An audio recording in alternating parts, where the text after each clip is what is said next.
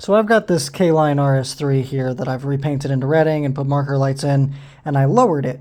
And the motors are slipping inside of the trucks here. So when I'm trying to run it, if I put a load behind it, the gears start grinding and it sounds terrible and the engine doesn't move even though the motors are turning.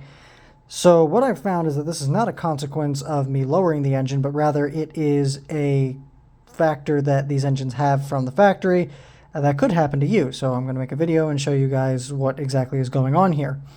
So both of these motors had this problem. I've already diagnosed it and I've repaired the rear motor, and you can see if I try and move this rear motor around, the motor is not moving inside of the truck.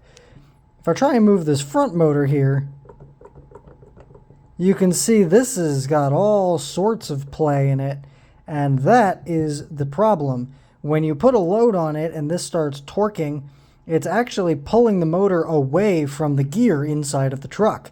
And that is causing the worm gear on the motor here to slip against that gear. So I'm going to show you guys how to take this thing apart so that we can correct this floppy motor. My setup's probably going to look a little different from yours because mine's missing most of the internals and instead just has this reversing board in here. But first thing we got to do is pop off the screw that holds on the grounding strap, and then we have to remove the screw that holds on the center pickup roller and provides center rail power to the electronics inside.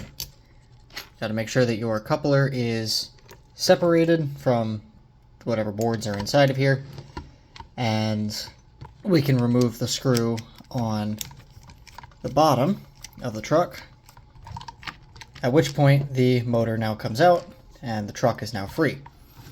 Now the problem here that's causing this whole issue are the two screws that are up in here. This mounts the can motor to this mount.